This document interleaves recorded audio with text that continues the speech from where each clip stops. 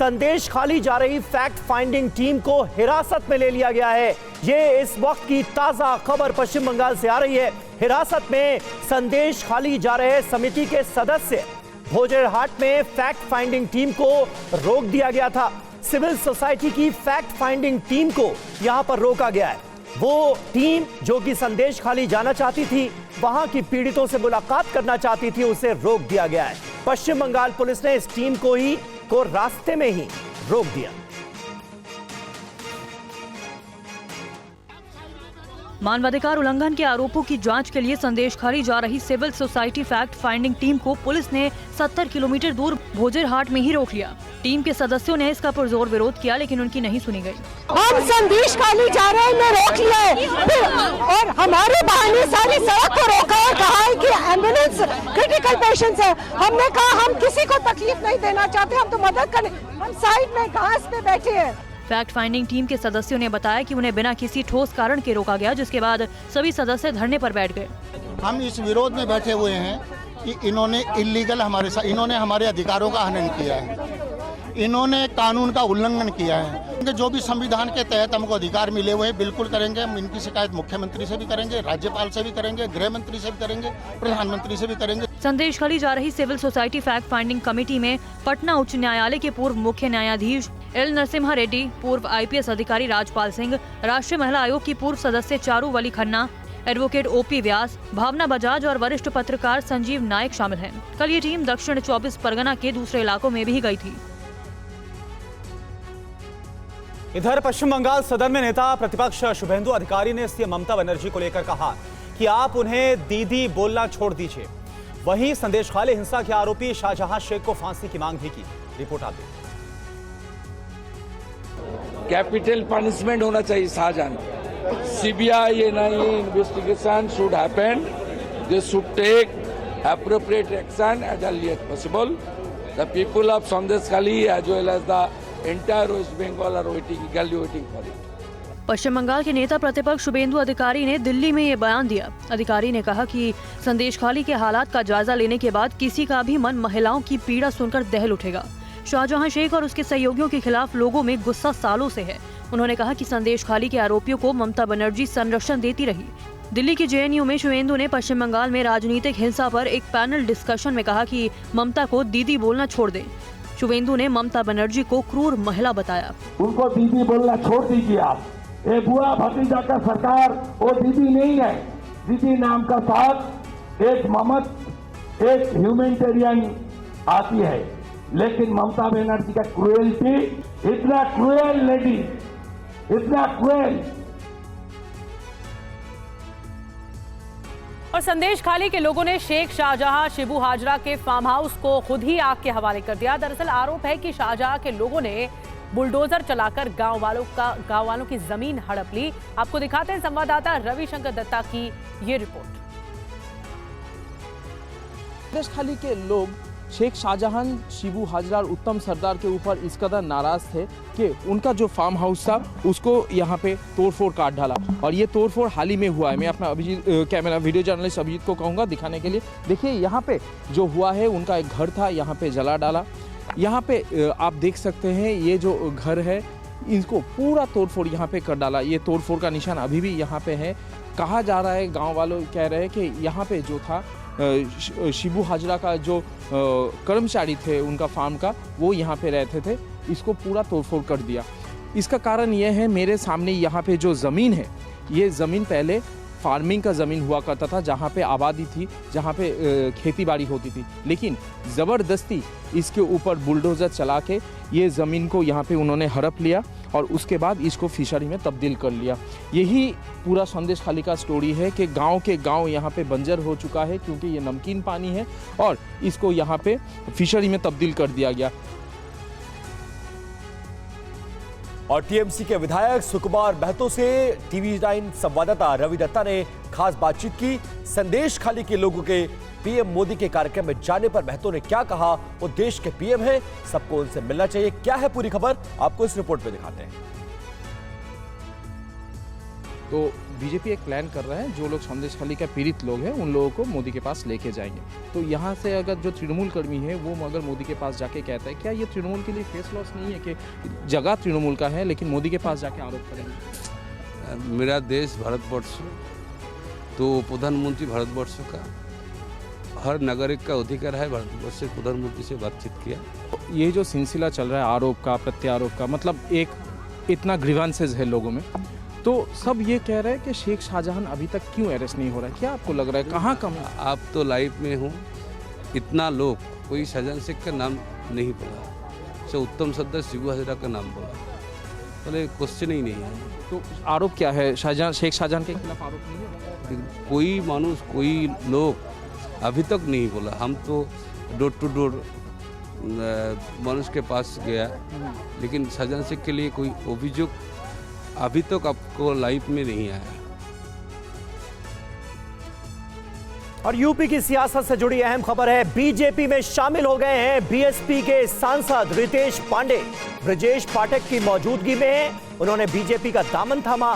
PM Modi का नाम और उनके काम को सराहते नजर आए रितेश पांडे इस मौके पर। बीएसपी के अंबेडकर नगर से सांसद हैं रितेश पांडे, जिन्होंने आज भारतीय जनता पार्टी का दामन थाम लिया है। बीएसपी के 2 और सांसद एनडीए के संपर्क में हैं, ये सोर्सेस के हवाले से अहम जानकारी सामने आ रही है। इसके अलावा बीएसपी के 4 और सांसद समाजवादी पार्टी के संपर्क में हैं, यानी आने वाले दिनों में बीएसपी के लिए झटकों का सिलसिला जारी रह सकता है। बीएसपी के सांसद रितेश पांडे ने आज भारतीय जनता पार्टी ज्वाइन कर ली।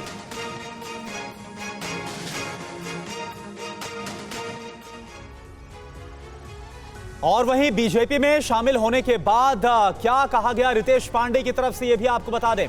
पीएम के नेतृत्व में काम का मौका मिला है, यह कहा गया है। पीएम की नीतियों से काफी प्रभावित हूं। तो बीजेपी में शामिल होने के बाद रितेश पांडे का जो पहला बयान है वो हम आपको बता रहे हैं।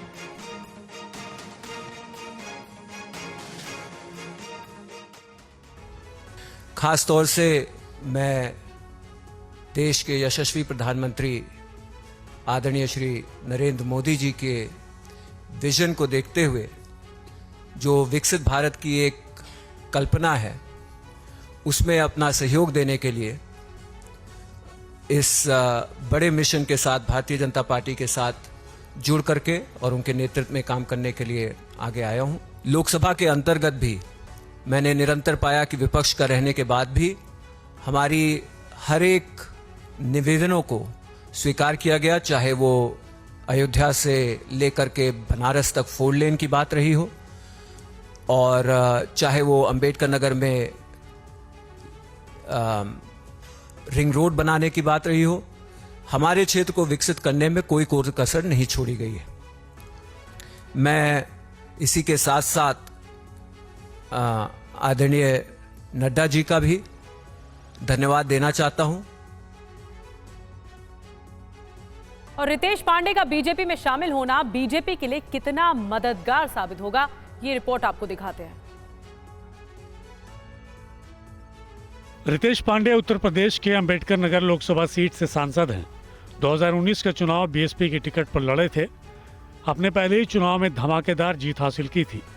42 साल के रितेश पांडे की छवि भी साफ सुथरी है, युवा नेता में गिने जाते हैं।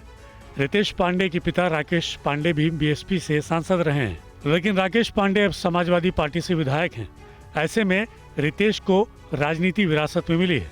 गौर करने वाली बात यह भी है कि इसी महीने 9 फरवरी को पीएम मोदी ने संसद भवन के कैंटीन में कुछ सांसदों के साथ लंच किया था। पीएम के इस फैसले से सभी चौंक गए थे, क्योंकि लंच में बीजेपी नेताओं के साथ साथ दूसरे दल के भी सांसद शामिल हुए थे, जिसमें बीएसपी सांसद रितेश पांडे भी थे। पीएम मोदी के साथ सांसद करीब 1 घंटे तक कैंटीन में रहे। पीएम ने इस दौरान सांसदों से अपने अनुभव भी शेयर किए थे, और अब लगता है कि पीएम के शेयर किए गए अनुभव से रितेश पांडे इतना प्रभावित हुए कि वो अब हाथी की सवारी नहीं करने का फैसला कर चुके हैं। अंबेडकर नगर से कमल खिला सकते हैं। वहीं लोकसभा चुनाव के मद्देनजर दूसरे दलों में ठिकाना तलाश रहे बीएसपी सांसदों को लेकर पार्टी अध्यक्ष मायावती ने आज एक पोस्ट किया है। मायावती ने कहा कि जीतने वाले सांसदों को पार्टी के प्रति वफादारी दिखानी चाहिए। बीएसपी सुप्रीमो मायावती का ये पोस्ट ऐसे समय में आया है जब लोकसभा चुनाव का बिगुल बजने वाला है। वहीं बीएसपी के सांसद लगातार पार्टी छोड़ रहे हैं। मायावती ने अपने पोस्ट में ये भी लिखा है कि बीएसपी राजनीतिक दल के साथ ही परम पूज्य बाबा साहिब डॉक्टर भीमराव अंबेडकर के आत्मसम्मान और स्वाभिमान के मिशन को समर्पित मूवमेंट भी है, जिस कारण इस पार्टी की नीति और कार्यशैली देश की पूंजीवादी पार्टियों से अलग है, जिसे ध्यान में रखकर ही चुनाव में पार्टी उम्मीदवार भी उतारती है। मायावती ने यह भी कहा है कि सभी मौजूदा सांसदों को टिकट नहीं दिया जा सकता, इसलिए ऐसे सांसद इधर उधर भटक रहे हैं। अगर देखें तो लोकसभा चुनाव 2019 में बीएसपी के 10 सांसद जीते थे। कहा जा रहा है कि सभी इस समय दूसरे दलों के संपर्क में हैं। गाजीपुर के सांसद अफजाल अंसारी को इस बार समाजवादी पार्टी ने टिकट दिया है। रितेश पांडे भी पार्टी से इस्तीफा दे चुके हैं। अकेले दम पर चुनाव लड़कर गेम चेंजर होने का दावा कर रही बीएसपी को अपने सांसदों पर ही यकीन नहीं है। बीएसपी नेता अक्सर अलग अलग दलों के मंच पर भी देखे जा रहे हैं। अमरोहा से सांसद दानिश अली पार्टी से निलंबित होने के बाद खुलकर कांग्रेस के साथ दिख रहे हैं।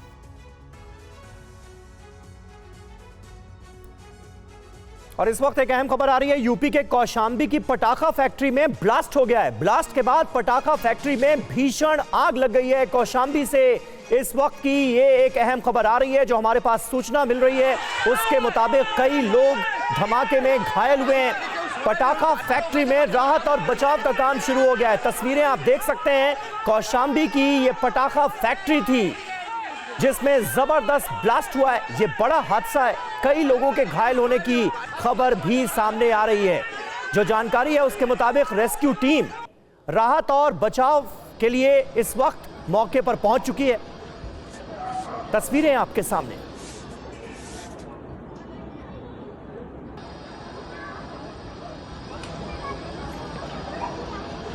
तो ये दो तस्वीरें इस वक्त हम आपको दिखा रहे हैं। एक तस्वीर में आपको नजर आएगा कि पटाखा फैक्ट्री में ब्लास्ट के बाद कितनी भीषण आग लगी हुई है। लोग शुरुआती दौर में खुद से राहत और बचाव करते हुए नजर आए। और दूसरी तस्वीर में आप देख सकते हैं धुएं का जो गुबार है वो कई किलोमीटर दूर से किस तरह से नजर आया। यूपी के कौशाम्बी का ये वो इलाका है जहां पर एक पटाखा फैक्ट्री थी और उसमें जबरदस्त ब्लास्ट हुआ है। जो पहली तस्वीर हम आपको दिखा रहे हैं उसमें आपको नजर आएगा कि पटाखा फैक्ट्री में ब्लास्ट वाली जगह से ज्यादा दूर नहीं है रिहायशी इमारतें भी।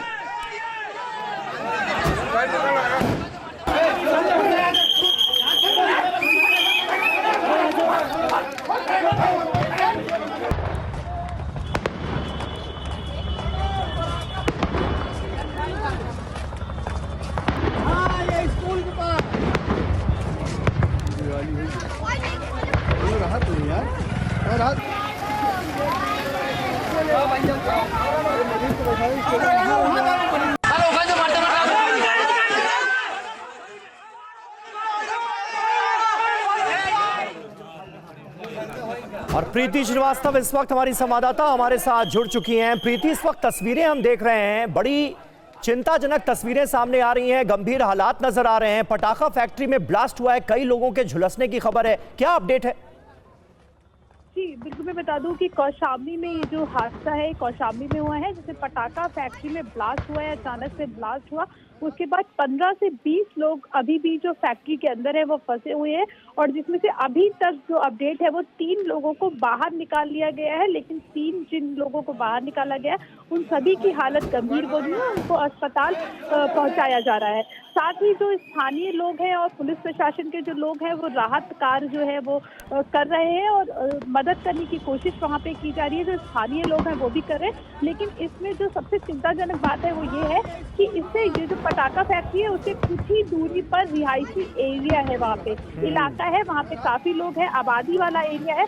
तो ये एक चिंता वाली बात है। हालांकि जो अधिकारी हैं और जो वहाँ के जो लोकल स्थानीय लोग हैं वो भी लोगों की मदद करने की कोशिश कर रहे हैं, लोगों को बाहर निकाला जा रहा है। कुछ जानकारी मिल पाई है क्या? ये पटाखा फैक्ट्री क्या अवैध रूप से चलाई जा रही थी? क्योंकि रेजिडेंशियल इलाके बिल्कुल नजदीक हमें नजर आ रहे हैं तस्वीरों में भी। दूर से जो ब्लास्ट वाली जगह है वहां से धुएं का गुबार नजर आ रहा है और उसके बिल्कुल आसपास रिहायशी इमारतें हैं। जी बिल्कुल, जैसे मैंने आपको पहले बताया कि ये जो पटाखा फैक्ट्री है उससे कुछ ही दूरी पर रिहायशी एरिया है और आबादी वाला एरिया है, उसमें काफी लोग वहाँ पे रहते हैं। और अब जब ये पटाखा फैक्ट्री में जब ब्लास्ट हुआ तो वहीं के जो लोग हैं, जो स्थानीय लोग हैं, वो वहां से दौड़कर आए और उन्होंने भी राहत कार्य जो है वो शुरू किया। और लोगों लेकिन प्रीति, सवाल ये उठता है कि क्या ये पटाखा फैक्ट्री वैध रूप से चल रही थी, अवैध रूप से चल रही थी, इसको लेकर क्या कुछ क्लैरिफिकेशन? और देखिए, एक बड़ी खबर इसी अपडेट के साथ आ रही है कि 4 लोगों की कौशाम्बी हादसे में मौत की भी खबर आ रही है। कुछ लोगों के झुलसने की पहले खबर आई थी और अब इस पटाखा फैक्ट्री में धमाके से 4 लोगों की दर्दनाक मौत भी हो गई है। पुलिस प्रशासन मौके पर पहुंच गया और धुएं का गुबार उठता हुआ नजर आ रहा है। पास ही रिहायशी इलाका नजर आ रहा है और हालात गंभीर होता हुआ नजर आ रहा है और लगातार अभी भी वहां पर रह रहकर धमाके हो रहे हैं।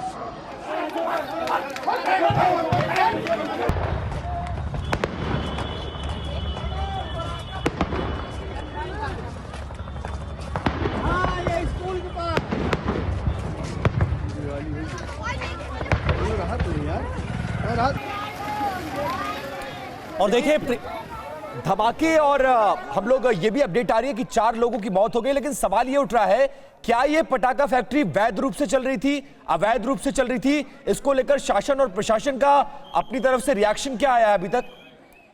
बिल्कुल, मैं बता दूं कि मुख्यमंत्री ने अभी ट्वीट किया है और ट्वीट करके 4 लोगों की जिनकी मौत हो गई है उसमें शोक किया है और अधिकारियों को जांच के आदेश दे दिए हैं कि ये जो पटाखा फैक्ट्री थी, क्योंकि ये जाहिर तौर पर रिहायशी एरिया के एकदम बगल में है, तो ये वैध तो नहीं हो सकती, क्योंकि किसी भी रिहायशी एरिया के बगल में इस तरीके की कोई भी फैक्ट्री जो संवेदनशील नहीं, लेकिन अगर ये बातें सामने आ रही हैं कि अवैध तरीके से, प्रीति देखिए, अगर अवैध तरीके से इस पूरी फैक्ट्री को चलाया जा रहा था तो ये बड़ा सवाल इसलिए भी है क्योंकि इसी महीने की शुरुआत में भी हमने देखा था कि कैसे मध्य प्रदेश के हरदा में एक बड़ा ब्लास्ट हुआ था पटाखा फैक्ट्री में और वहां पर भी ये तथ्य सामने आए थे।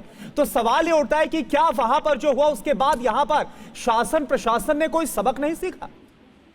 बिल्कुल आप ठीक कह रहे हैं, क्योंकि जब कोई इस तरीके का जब कोई हादसा हो जाता है तब जो अधिकारी हैं या प्रशासन के लोग हैं उनकी नींद खुलती है और कई बार ऐसा होता है कि इस तरीके की जब अवैध फैक्ट्रियां आसपास चल रही होती हैं तो रिहायशी एरिया के जो लोग हैं उसकी वो शिकायत भी करते हैं। प्रशासन में कई बार शिकायतें भी की जाती हैं, लेकिन जो अधिकारी होते हैं वो कई बार अनदेखी कर देते हैं और जिसके कारण इस तरीके के जो हादसे हैं वो सामने आते हैं। और ये जो फैक्ट्री है, जैसा हम विजुअल्स में भी दर्शक हमारे देख पा रहे होंगे कि इतनी दूरी पे पूरा रिहायशी एरिया है, आबादी वाला क्षेत्र है, ऐसा भी नहीं कि काफी दूरी पर आबादी है, तो आबादी वाला एरिया है। तो ऐसे एरिया में किसी भी तरीके की पटाखा फैक्ट्री हो या कोई भी इस तरीके की फैक्ट्री, उसको चलाने की जो इजाजत है वो नहीं होती है, वो पूरी तरीके से अवैध माना जाता है और पूरी तरीके उसको चलाने की इजाजत नहीं होती। प्रीति, नजर बना के रखिए, बड़ा हादसा हुआ है और धमाके से कई लोग घायल हुए हैं, जख्मी हुए हैं। ये तस्वीरें वाकई हिला देने वाली हैं, भयानक तस्वीरें हैं। और इस बीच बड़ी खबर बता दें, इसी से जुड़ी हुई, सीएम योगी ने हादसे के जांच के आदेश दे दिए हैं। इस वक्त की सबसे बड़ी खबर, ब्रेकिंग न्यूज, योगी आदित्यनाथ ने हादसे की जांच के आदेश दे दिए हैं। इस पूरे मामले पर जांच होगी कि आखिर ये धमाका, ये जो ब्लास्ट हुआ वो क्यों हुआ, कैसे हुआ। देखिए, ये भरवारी में एक पटाखा फैक्ट्री में आग लगी है और अभी तक की जो जानकारी है उसमें 4 कैजुअल्टी हुई हैं, कुछ लोग घायल हैं और एक आध उसमें सीरियस भी हैं, उनको हॉस्पिटल भिजवाया गया है।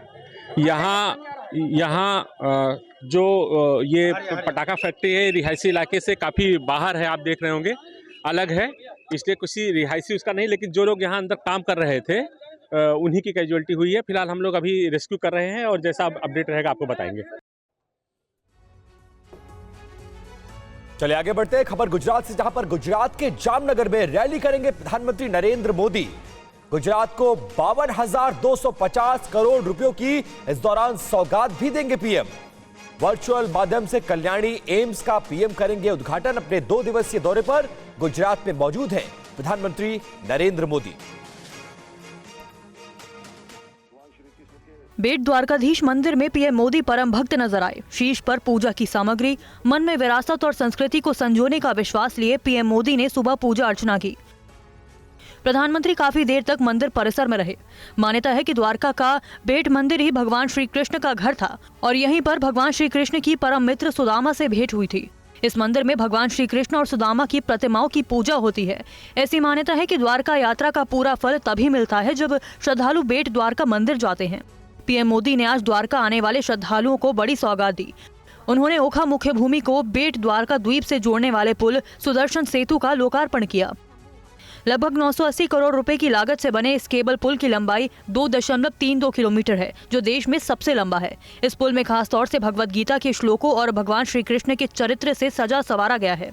इसके साथ ही पुल पर सौर पैनल भी हैं, जिनकी क्षमता 1 मेगावाट बिजली उत्पादन की है। इससे पुल रोशन होता रहेगा। और मन की बात कार्यक्रम में बोले प्रधानमंत्री मोदी, मन की बात का अगला एपिसोड 3 महीने के बाद होगा। मार्च में लग सकती है आचार संहिता। लोकसभा चुनाव के दौरान राजनीतिक मर्यादा का पालन करेंगे। फर्स्ट टाइम वोटर रिकॉर्ड तोड़कर मतदान करें, ये अपील भी की गई पीएम मोदी की तरफ से।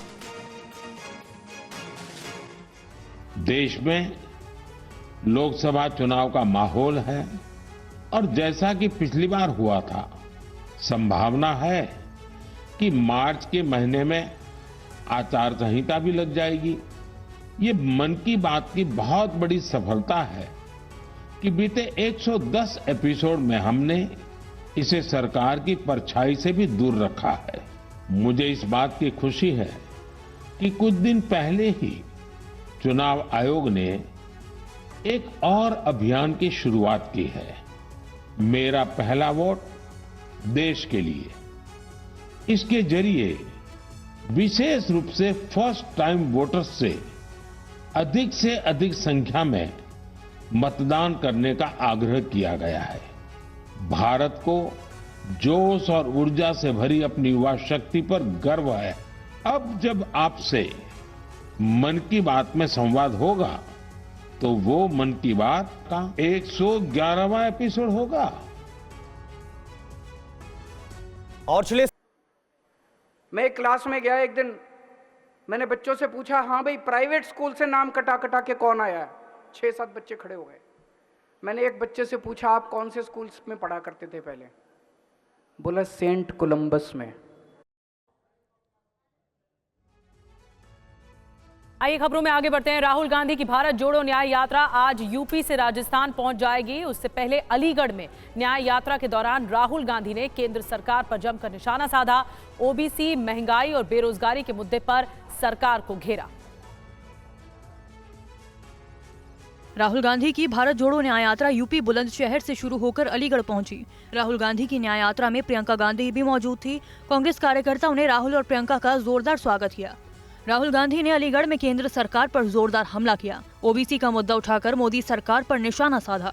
हिंदुस्तान के सब गरीब लोगों के साथ 24 घंटा इस देश में अन्याय होता है।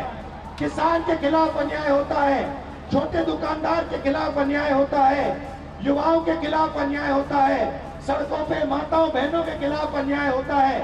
हिंसा का कारण, नफरत का कारण अन्याय है। राहुल गांधी के बाद प्रियंका गांधी ने भी युवाओं के रोजगार उठाकर केंद्र सरकार पर हमला बोला। प्रियंका गांधी ने किसान का भी मुद्दा उठाया। किसान तब भी सड़क पे बैठा था, आज भी सड़क पे बैठा है। गन्ने का जो खरीद का दाम है वो पिछले 8 सालों में 55 रुपए बढ़ा है, बस 55 रुपए। और आप बताओ, आप जब दुकान जाते हो सब्जी खरीदने, फल खरीदने, कुछ बनाना है घर पे, तो क्या होता है? और उत्तर प्रदेश में चल रही राहुल गांधी की यात्रा में शामिल होंगे समाजवादी पार्टी के मुखिया अखिलेश यादव। आगरा में दोपहर 3 बजे यात्रा में शामिल होंगे अखिलेश। राहुल अखिलेश की संयुक्त जनसभा का भी कार्यक्रम इस दौरान रखा गया है और प्रियंका गांधी भी इस मौके पर मौजूद रहेंगी।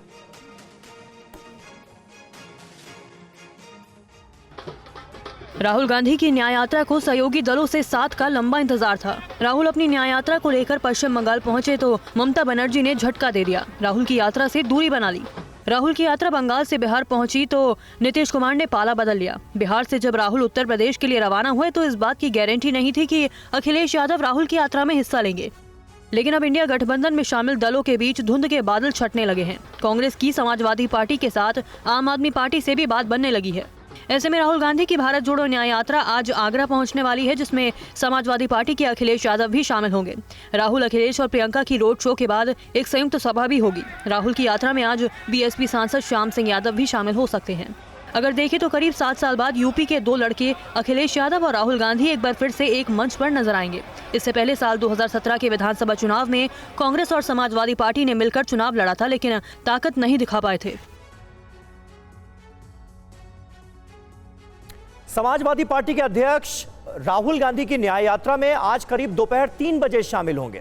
कांग्रेस और समाजवादी पार्टी के बीच दूरी खत्म होने को लेकर दोनों तरफ से क्या कुछ कहा जा रहा है, आइए आपको दिखाते हैं। आज अलीगढ़ में पब्लिक एड्रेस होगा राहुल जी का, प्रियंका जी भी हैं, उसके बाद हाथरस, उसके बाद सैदाबाद, और सबसे प्रमुख कार्यक्रम आज का 3 बजे को आगरा में होगा। 2:30 बजे हम आगरा में प्रवेश करेंगे और 3 बजे को आज कार्यक्रम के मुताबिक समाजवादी पार्टी के नेता अखिलेश यादव जी भी मौजूद रहेंगे और जॉइंट पब्लिक एड्रेस होगा राहुल जी के साथ। तो आज का दिन बहुत महत्वपूर्ण है। आज एक तरफ इंडिया अलायंस है जो कि पूरे देश में जगह जगह आवाज़ बुलंद कर रहा है लोकतंत्र की, लोगों की। दूसरी तरफ नरेंद्र सरेंडर अलायंस है जो उन लोगों का अलायंस है जहां एक तरफ नरेंद्र मोदी हैं और दूसरी तरफ वो लोग हैं जो उनके सामने सरेंडर कर चुके हैं। चाहे वो बिहार में नरेंद्र सरेंडर अलायंस है, चाहे उत्तर प्रदेश में नरेंद्र सरेंडर अलायंस है, या फिर वो कोशिश कर रहे हैं कि तमिलनाडु में भी दल सरेंडर कर दें, वहाँ पे भी एक नरेंद्र सरेंडर अलायंस हो जाए। उत्तर प्रदेश में आज राहुल गांधी की न्याय यात्रा का आखिरी दिन है। राहुल गांधी की यात्रा के दौरान कांग्रेस की तरफ से वरिष्ठ नेता जयराम रमेश ने एक पोस्ट करते हुए आरएलडी और बीजेपी पर निशाना साधा। सड़कों पर लगाए गए बैनर पोस्टर में चौधरी चरण सिंह के साथ इंदिरा गांधी की भी तस्वीरें हैं। लोकदल के स्थानीय नेता के साथ राहुल गांधी की तस्वीर भी नजर आ रही है। साथ ही लिखा गया है कि भारत जोड़ो न्याय यात्रा अलीगढ़ आगमन पर लोकदल स्वागत और समर्थन करता है। लोकदल वही पार्टी थी जिसकी स्थापना चौधरी चरण सिंह ने की थी। बाद में अजित सिंह की अगुवाई में लोकदल राष्ट्रीय दल में बदल गई। 2024 के चुनाव से ठीक पहले राष्ट्रीय लोकदल के अध्यक्ष जयंत चौधरी ने एनडीए के साथ जाने का फैसला किया। ऐसे में कांग्रेस की तरफ से ये कहा जा रहा है कि भले ही पटना, बेंगलुरु, मुंबई और दिल्ली में इंडिया गठबंधन की 4 बैठकों में भाग लेने के बाद आरएलडी एनडीए में शामिल हो गया, लेकिन आज सुबह भारत रत्न चौधरी चरण सिंह द्वारा स्थापित मूल लोकदल के कार्यकर्ताओं और नेताओं ने भारत जोड़ो न्याय यात्रा और राहुल गांधी का उत्साह के साथ स्वागत किया। ये आरएलडी के बहाने और दिखावे के बारे में बहुत कुछ कहता है। कांग्रेस की तरफ से तस्वीरों के साथ ये पोस्ट वरिष्ठ नेता जयराम रमेश ने शेयर किया है। और देश में लोकसभा चुनाव का माहौल बनने लगा है। प्रधानमंत्री मोदी ने भी पार्टी कार्यकर्ताओं को 370 सीटें जीतने का टारगेट दे दिया है। अब संगठन के स्तर से रणनीति बनाई जा रही है। बीजेपी ने अपनी सबसे पहली रणनीति देश के सबसे बड़े सूबे यानी कि उत्तर प्रदेश से बनाने का फैसला किया। उत्तर प्रदेश में लोकसभा की 80 सीटें हैं। यूपी की 80 लोकसभा सीटों को लेकर कल एक अहम बैठक बुलाई गई थी जो कि लगभग 2 घंटे तक चली। इस हाई लेवल मीटिंग में अमित शाह, जेपी नड्डा, योगी आदित्यनाथ, ब्रजेश पाठक, केशव प्रसाद मौर्य समेत प्रदेश कोर कमेटी के दूसरे नेता शामिल हुए। यूपी की सीटों पर 27 फरवरी तक 3 नामों का पैनल बनाकर देने का निर्देश दिया गया है। बीजेपी यूपी में उम्मीदवारों को लेकर ज्यादा से ज्यादा विकल्प अपने पास रखना चाहती है। बैठक के दौरान उन सीटों के बारे में चर्चा की गई जो कमजोर सीटें हैं, मतलब जिन सीटों पर पार्टी पिछले चुनाव में जीत हासिल नहीं कर पाई। पार्टी की ये योजना है कि कमजोर सीटों पर जल्द से जल्द उम्मीदवारों के नाम का ऐलान किया जाए। लोकसभा चुनाव 2019 में बीजेपी को यूपी में 14 सीटों पर हार मिली थी। इनमें गाजीपुर, घोसी, नगीना, सहारनपुर, बिजनौर, अमरोहा, श्रावस्ती, अंबेडकर नगर, लालगंज, जौनपुर, मैनपुरी, मुरादाबाद, संभल और रायबरेली सीट शामिल हैं। बीजेपी की मीटिंग में एमएलसी और राज्यसभा चुनाव पर भी अहम चर्चा की गई। खबर उत्तराखंड से, जहां पर सरकार विरोध के नाम पर उपद्रव मचाने वालों के साथ सख्ती से अब निपटने का फैसला कर चुकी है। धामी सरकार बहुत जल्द इससे जुड़ा हुआ विधेयक लाने जा रही है। रिपोर्ट देखिए। उत्तर प्रदेश की तर्ज पर अब उत्तराखंड में भी सरकार दंगाइयों के घर जाकर पैसा वसूलेगी। विरोध प्रदर्शन के नाम पर सरकारी और निजी संपत्ति को नुकसान पहुंचाने वाले उपद्रवियों पर लगाम लगाने के लिए उत्तराखंड सरकार उत्तराखंड सार्वजनिक और निजी संपत्ति क्षति वसूली विधेयक लाएगी। 26 फरवरी से शुरू होने वाले बजट सत्र में विधेयक लाएगी, जिसमें विरोध प्रदर्शन के दौरान नुकसान की वसूली का प्रावधान होगा। वसूली के लिए ट्रिब्यूनल का गठन भी किया जाएगा। ट्रिब्यूनल के अध्यक्ष रिटायर्ड जिला जज होंगे। उत्तर प्रदेश की योगी सरकार 2022 में इस तरह का विधेयक ला चुकी है जिस पर सख्ती से अमल किया जा रहा है। उत्तराखंड में हाल के दिनों में हिंसा और प्रदर्शन की कई घटनाएं सामने आ चुकी हैं जिसमें सरकारी संपत्ति का नुकसान हुआ है। ताज़ा घटना हल्द्वानी के बनभूलपुरा की है जहां अतिक्रमण हटाने को लेकर जमकर हिंसा और तोड़फोड़ हुई थी जिसमें कई लोगों की गिरफ्तारी हो चुकी है और घटना की जांच चल रही है। यूपी की ही तर्ज पर उत्तराखंड सरकार इस घटना में शामिल आरोपियों के पोस्टर भी जारी कर चुकी है।